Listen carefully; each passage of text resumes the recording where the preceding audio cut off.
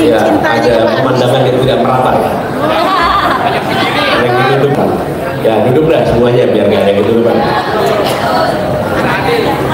Manis. Presiden. Assalamualaikum warahmatullahi wabarakatuh. Selamat siang, salam sejahtera untuk semuanya.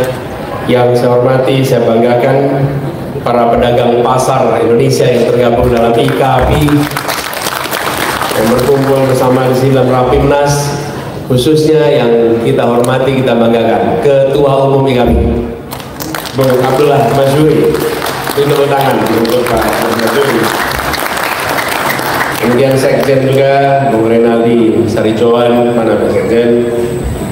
Para tokoh masyarakat hadir bersama di sini, Bang Jumhur hadir. Ini para jenderal purnawirawan hadir. Ini luar biasa. Tepuk tangan untuk para jenderal yang hadir di sini.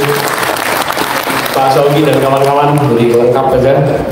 Kemudian juga yang saya hormati Pak Idam Asad, Ketua Gerbang Tani. Di sini ada Yudis, ada Bang Refli Harun, banyak sekali tokoh-tokoh tidak sebut sampai satu persatu. Tapi izinkan saya menyampaikan terima kasih. Terima kasih kepada semuanya. Sebelum bicara dukungan, terima kasih telah menjadi pemasok kebutuhan pangan bagi seluruh rakyat Indonesia. Terima kasih telah menjadi yang terdepan dalam memastikan bahwa rumah tangga di Indonesia mendapatkan kebutuhannya. Tantangan di dalam memasok ini banyak, dan tadi kita saksikan dalam rekamannya. Ada cerita-cerita tentang perjuangan, ada cerita-cerita tentang mempertahankan. Itu PR-PR yang besar. Tapi di balik cerita itu semua, selama bergenerasi, termasuk Pak Ketua Umum dan generasi ketiga, berada di garda terdepan memastikan bahwa rumah tangga di seluruh Indonesia mendapatkan pasokan pangan dengan baik. Tepuk tangan buat semuanya. Nah, inilah juga sekalian yang kita ingin sama-sama ke depan lakukan perubahan. Kita menyadari persis bahwa bagi sebuah masyarakat, bagi sebuah bangsa, kebutuhan paling fundamental yang harus selalu terjaga adalah pasokan pangan di seluruh dunia, bangsa manapun. Nah, ketika kita bicara tentang pasokan pangan, maka yang kita butuhkan memastikan bukan hanya ketahanan, tapi kedaulatan pangan yang harus kita raih. Dengan begitu kita punya, kalau ketahanan saja, nanti kita bisa bicara tentang ambil dari luar. Tapi kalau kedaulatan, maka kita berbicara tentang memastikan produksi dalam negeri, distribusi dalam negeri berjalan dengan baik dan sehat. Jadi kita memiliki kedaulatan, bukan hanya ketahanan. Nah, ketika kita bicara kedaulatan, maka kita memastikan bahwa dari hulu sampai hilir itu sehat. Kalau hulu sampai hilir sehat, transparan, insya Allah seluruh pelaku pasar akan bisa menjalankan kegiatan usahanya dengan baik. Amin. Nah, amin. Amin. Memang diaminkan saja dulu. Amin aja dulu ya. Amin. Nah, jadi Bapak sekalian yang saya hormati, kami menyadari persis tantangan di pasar tradisional ini cukup besar. Kenapa sekalian? Kalau boleh saya menyampaikan sedikit observasi sekalian. Ketika negara tidak memberikan arahan ideologi apa yang harus dianut oleh pemerintah sampai ke tingkat daerah, maka semuanya akan bergerak tanpa arah. Tanpa arah.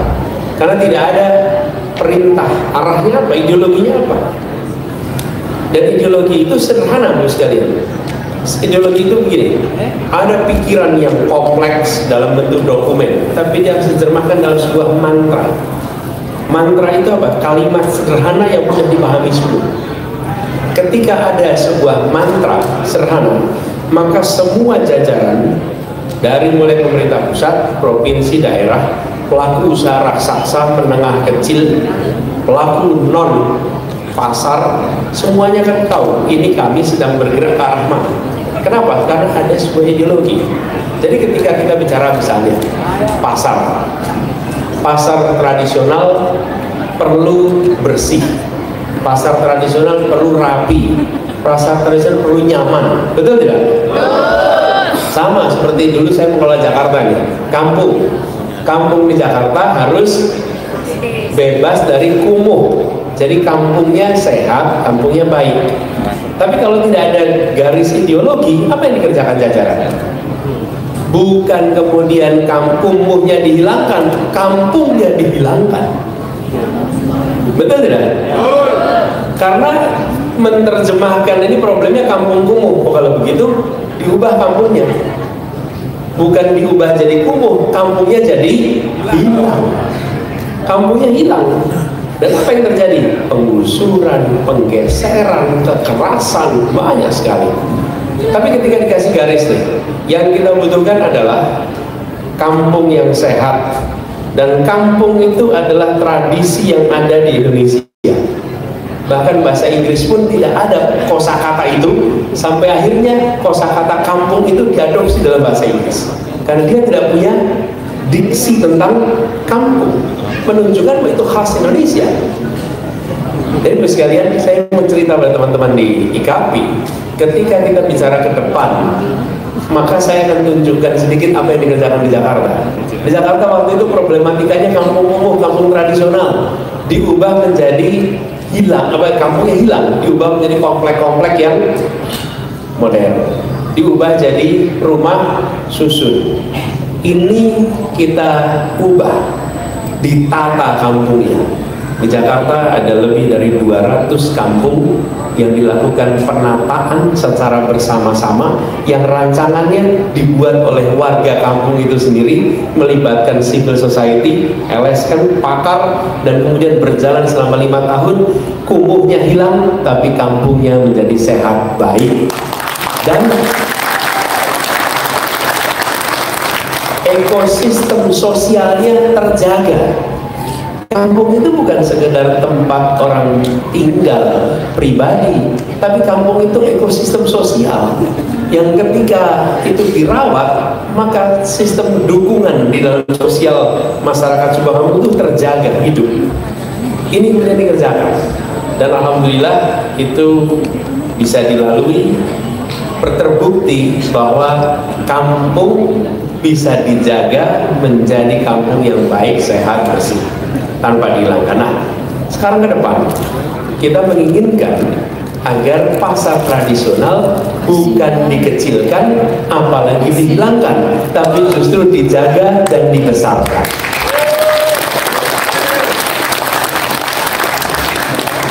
Ini harus menjadi guideline, petunjuk, kompas yang dikerjakan sampai tingkat daerah. Kalau itu tidak menjadi garis ideologi, nanti di jalan belok kanan kiri nih. Dan apa yang terjadi? Pasar itu tempat berkumpulnya supply demand, betul ya? Tempat berkumpulnya pembeli, tempat berkumpulnya penjual, dan tempat ini sebagian dari pasar-pasar itu usianya sudah sangat panjang. Kalau di Jakarta ini Pak, pasar-pasar itu, salah satu pasar paling tua itu pasar Tanah Abang, pasar Senen. Kemudian memang di Jakarta ini ada pasar Senen, pasar Rebo, pasar Jumat. Pasar Jumat ada, yang belum ada itu kan pasar Selasa. Pasar Selasa nggak ada di sini. Pasar Minggu ada, pasar Sabtu juga nggak ada di sini. Iya, pasar Rebo ada, Senin ada, Rebo ada, Jumat ada, Minggu ada. Pasar Kamis di mana? Pasar Kaget ada, pasar Kambing juga ada di Jakarta ini. Tapi ngomong soal pasar ini saya jadi ingat, saya bilang gini, ini gimana? Pasar kambing aja ada, pasar buah ada, pasar bunga ada, tapi pasar buku sampai nggak ada di Jakarta ini. Sampai akhirnya kita bikin pasar buku, karena di sini salah satu tempat yang paling layak. Nah, kembali kepada ini. Jadi sekalian, pikiran tentang perekonomian yang berkeadilan, ekonomi kerakyatan, itu konsep yang kompleks, harus diterjemahkan dalam sebuah mantra sederhana. Mantra sederhana ini yang kemudian nanti diterjemahkan dalam bentuk kebijakan. Apa mantra sederhananya itu? Membesarkan yang kecil tanpa mengecilkan yang besar. Pegang ini. Ketika kalimat ini dipegang, maka pengambil kebijakan harus nyocokin, ini kebijakan saya membesarkan yang besar atau membesarkan yang kecil ini. Kalau membesarkan yang besar ada sesuatu yang salah ini. Kalau dia membesarkan yang kecil, ini benar nih. Bapak sekalian, kalau tidak ada petunjuk begitu, maka bergerak tanpa arah. Tanpa arah. Misalnya pasar mau direnovasi, cara paling gampang panggil investor, nggak usah keluarin biaya, betul? Kira-kira yang jadi besar siapa? Yang besar, yang kecil malah pelan-pelan tergeser, tergusur di. Jadi Bapak sekalian, saya ingin sampaikan, yang disebut sebagai ideologi itu harus disampaikan dalam komunikasi bentuk mantra yang jadi pegangan semua, dan kemudian jadi prinsip. Inilah pentingnya kebijakan berdasarkan kepada gagasan, kebijakan berdasarkan ideologi. Kalau sekedar kerja saja, tidak ada gagasan, tidak ada ideologi, ya nggak ada. Dengan prinsip itu, maka kita harus bangun ekosistem ekonomi rakyat dan ekosistem pasar tradisional yang sehat. Lalu pertanyaan, bagaimana caranya? Nah, ini soal cara nih. Memegang kewenangan bukan berarti mengetahui permasalahan. Memegang kewenangan bukan berarti mengetahui semua solusi. Bukan. Negara memang pegang tanda tangan, tapi pengetahuannya ada di mana? Ada pada pelaku, ada pada peneliti, ada pada badan-badan yang mengelola. Jadi negara itu duduk mendengarkan. Dan salah satu sumber yang harus didengarkan untuk memperbaiki ekosistem adalah IKP. Tidak bisa membuat kebijakan hanya pakai pengetahuan yang kita minta, duduk bersama-sama. Saya beri contoh sekali ini, kami bercerita bukan besok mau apa. Saya beri contoh Jakarta. Kami mau mengubah ekosistem transportasi umum di Jakarta.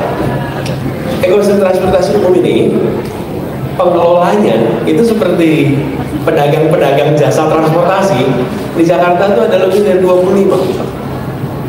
Namanya macam-macam, ada namanya KWK, ada namanya Kopaja, ada namanya Metro Mini. Itu adalah pedagang jasa transportasi, bentuknya koperasi rata-rata.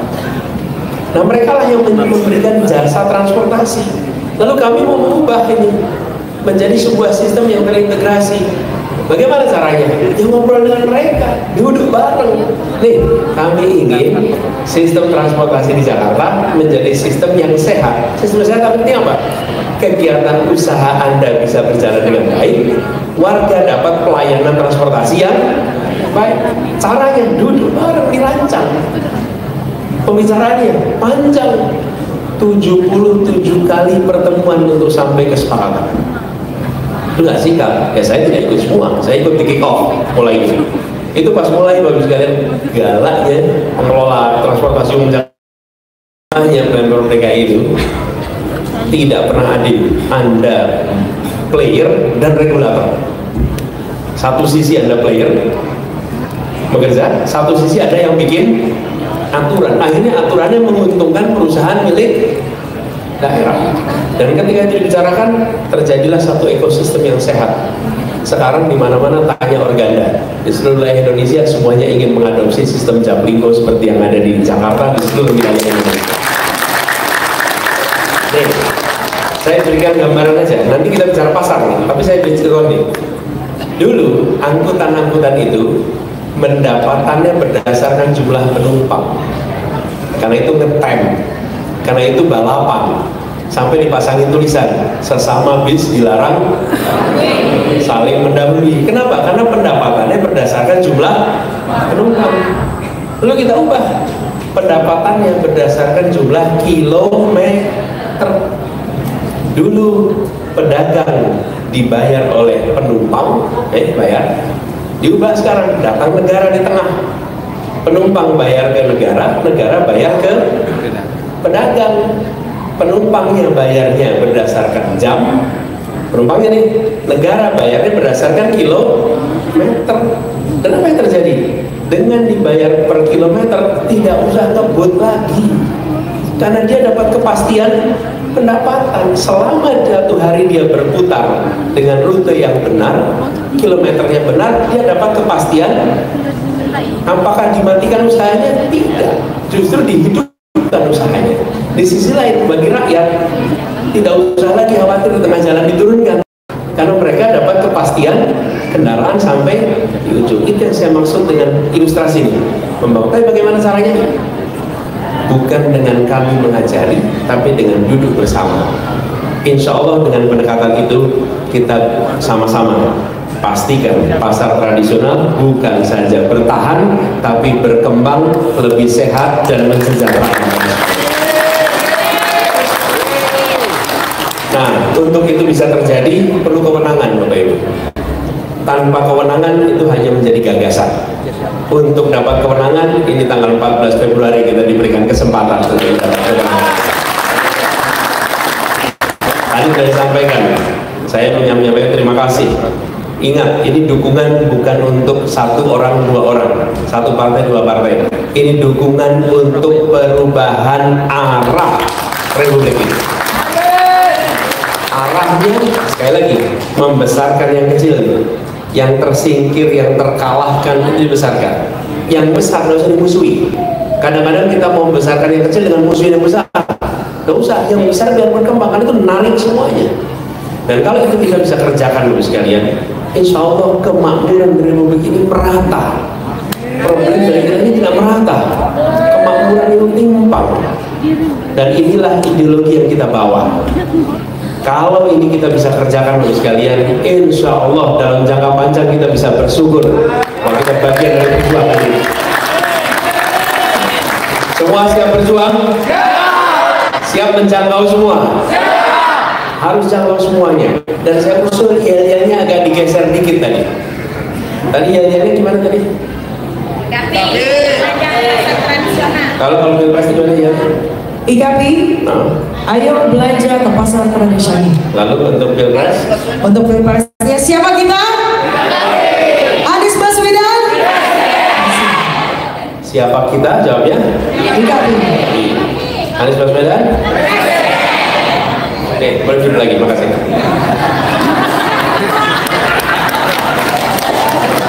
Gini. Nanti pas lagi di kampung, lagi kita di mana-mana, kita kumpulin orang kan?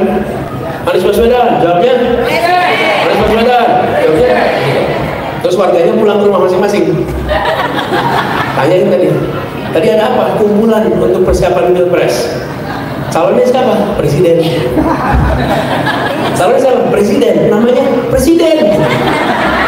Kenapa? Karena diajarinya ngomong yang dibalik. Presiden? Jadi kita diajarin. Betul tidak? Jadi pas pulang terbiasa nyebut nama. Tapi kalau dia bilang Anies, pas sudah sampai, siapa namanya tadi ya? Siapa namanya? Karena yang nyebut nama malah yang kampanye, yang rakyat. Nah, ini buat yang biasa demo pasti tahu cara itu. Betul tidak? Karena demo itu jangan didominasi mikrofon, didominasi yang hadir demo.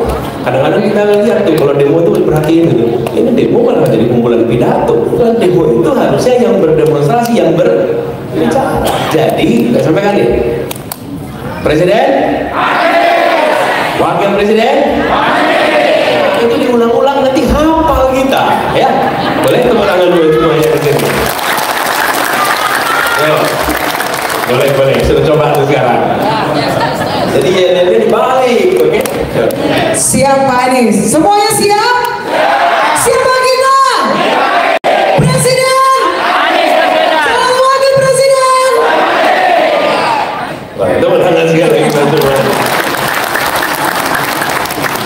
Jadi sekalian, kita ingin melakukan perubahan itu. Tapi ingat, ini bukan soal mengganti nama. Yang kita bawa adalah agenda perubahan. Saya pun dalam situasi yang sama, Bapak sekalian.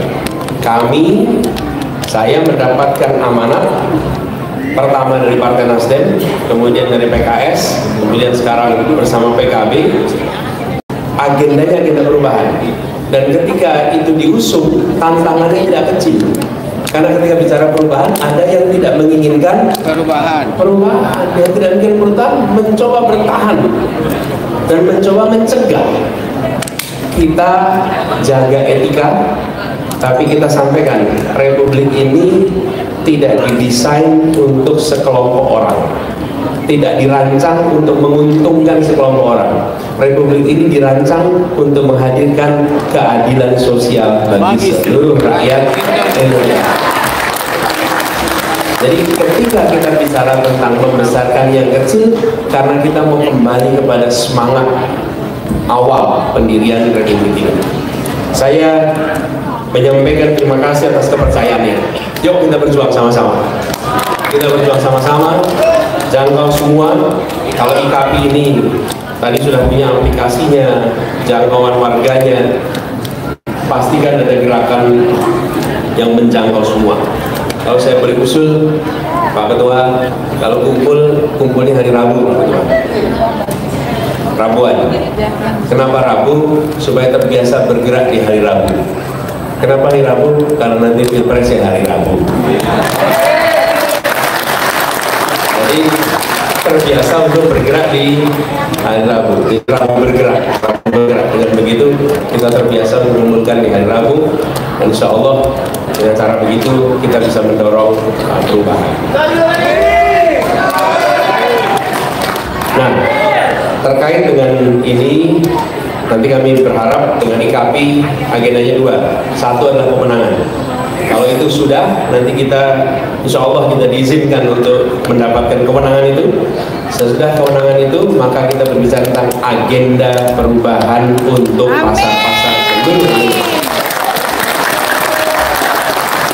Dan komitmen ini adalah komitmen untuk kita kembali kepada arah dasar Republik ini. Jadi ini bukan ide dari satu orang, dua orang, tidak. Karena memang arah dasar dari Republik ini adalah prinsip keadilan. Pasar itu harus menerapkan juga prinsip fairness, keadilan. Kalau perekonomian tidak disusun dengan prinsip berkeadilan, tinggal tunggu waktunya akan muncul instabilitas. Pasti segala yang sifatnya tidak seimbang pasti akan miring dan jatuh. Layang-layang saja kalau nggak seimbang muter kok. Kursi aja kalau tidak seimbang muter, apalagi di masyarakat. Begitu tidak seimbang dia akan tumbang. Karena itu penting sekali bicara tentang keseimbangan, kesetaraan.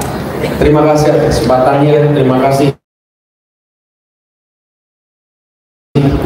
atas kepercayaannya. Selamat yang telah menuntaskan Rapimnas. Insya Allah bersama-sama kita buat Indonesia lebih berkeadilan. Assalamualaikum warahmatullahi wabarakatuh.